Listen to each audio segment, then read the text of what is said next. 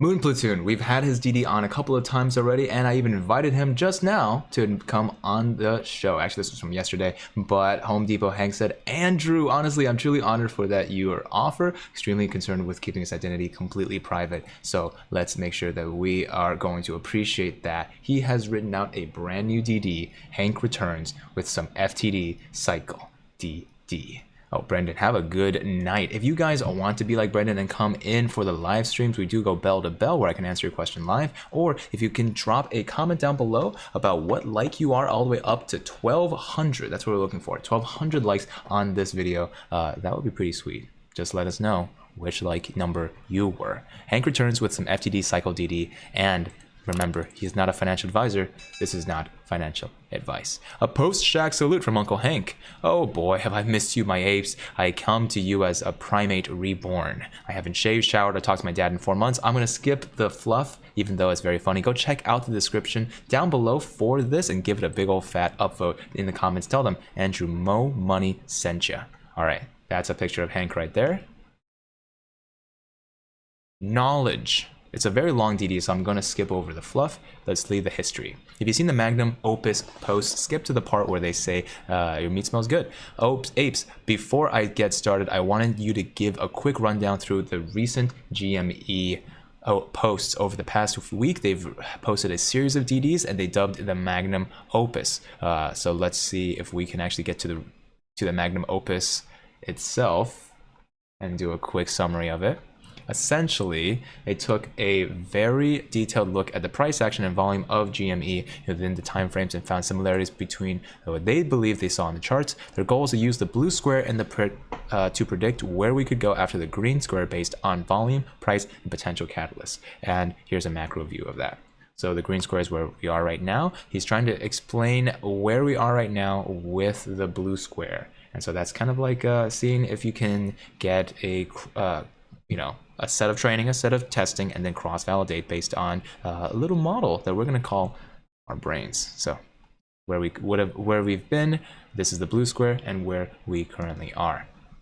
I then got into a super micro perspective and believe that they found an exact similarity between GME from the week of January 11th to last week. Many people had a good reaction to this and seemed to agree. However, the theory did not come to fruition, and they acknowledged that. Here is the week view. Let's see the week right there. This was a serious, okay, hold on, I'll show you the week view and I'll let you know what he says about it. This is a serious understatement of how in-depth they went on the DD. So if you were interested in learning more about the past, how it's similar to, but not exactly to today, they'd encourage you to look at their Magnum Opus posts. We've covered them before, his Iliad through the GME story. And now here comes the new stuff.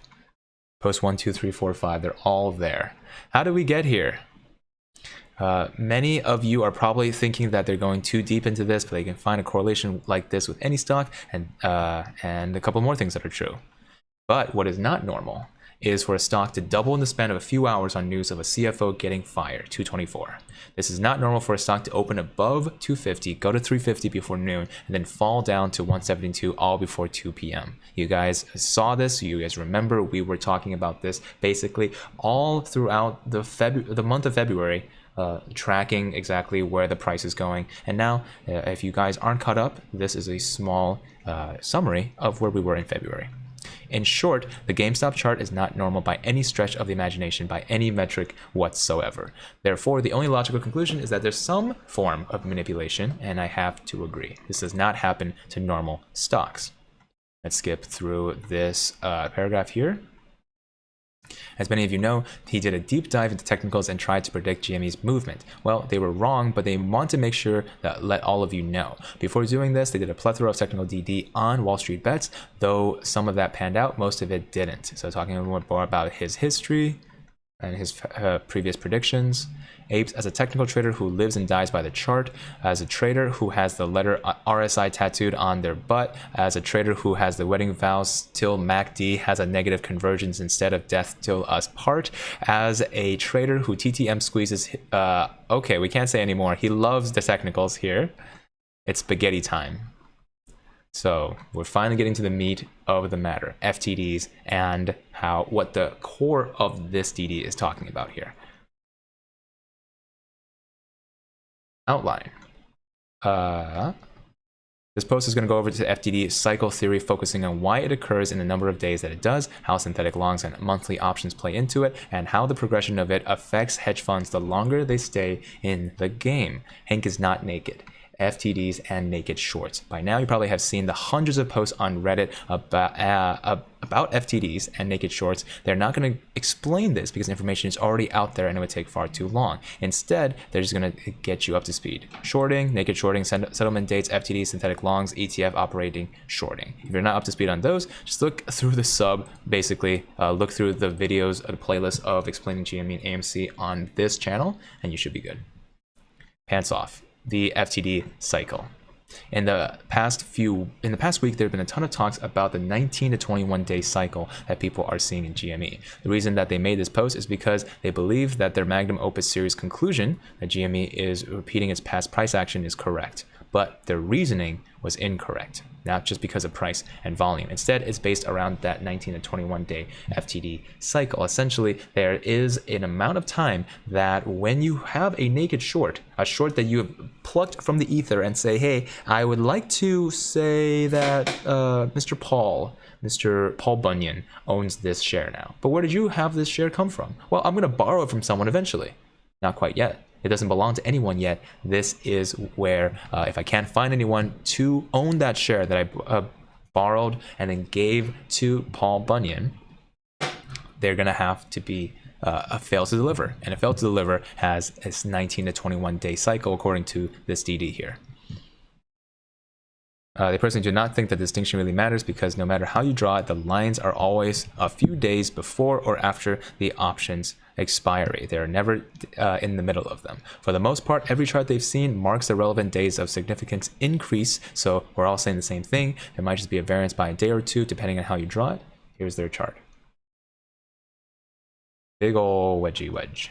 You'll notice that each line is accompanied by a substantial increase in volume on the positive side, green. The line all the way to the right hasn't happened yet. This chart probably looks like one of the charts you've seen on the trend. Now here's something you probably haven't seen. $1.34, negative $53.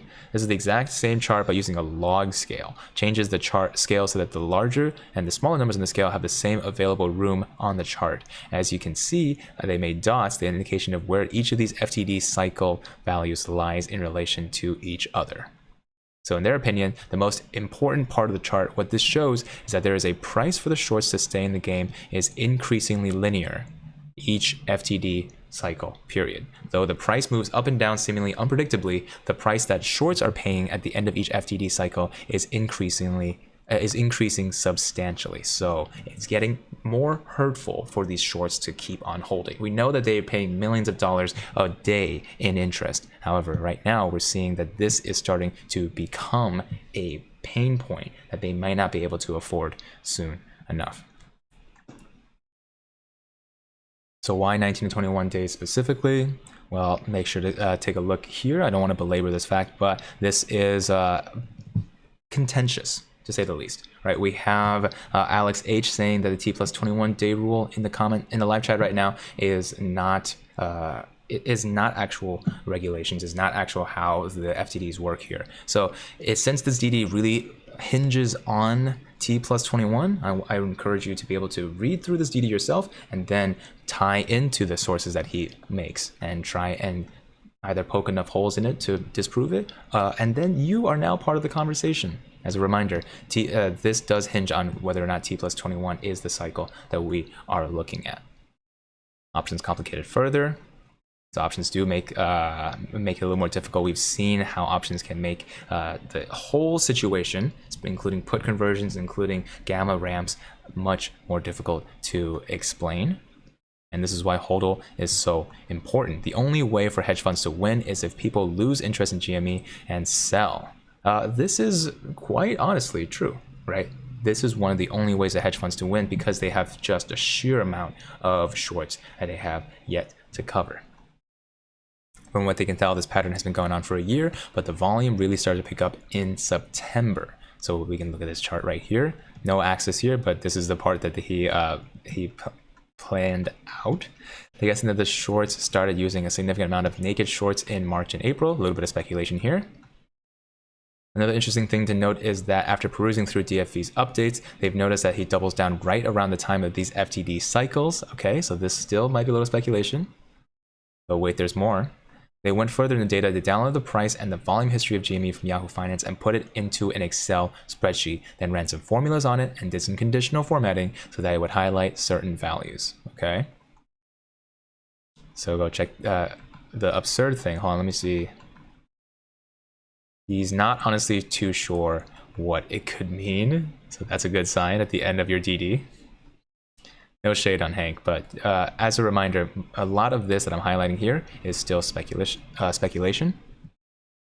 Okay, now you have made it. Thank you for staying into this video because you have not gone to the most important paragraph in this DD.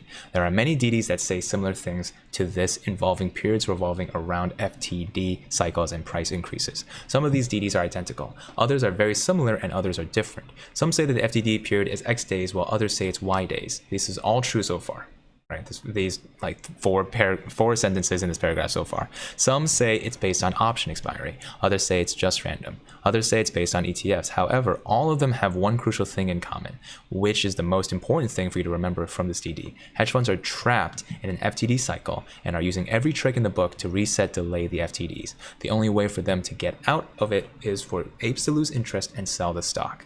This cycle gets more and more expensive for them as time goes on, and eventually the cost will outweigh the resources and will be forced to get out through margin calls. If you guys want to see what's next, well, we might just have to come back and invite Hank on the show. Just kidding. He already said no. But if you guys want to come on the show yourselves, right, this is an opportunity for you to come chat. We are going to continue doing Andrew Goals where you guys can use the Google form down below and win a chance to come on the show depending on democracy, right? We're still going to try and make sure that we have goals that are being set by people who want to set up Webull accounts for their daughters yet to be born. And yes, this did happen. It was the very first Mo goal. If you want to have your goal shared with the world so that we have you a little bit more accountable, well, the easiest way is one, check out a couple of the links down below, including that Google form I talked about, and two, to help the channel out, join the Moon Platoon, press that join button, press that like button, because we're trying to get this out to as many Moon Platoon space apes as possible.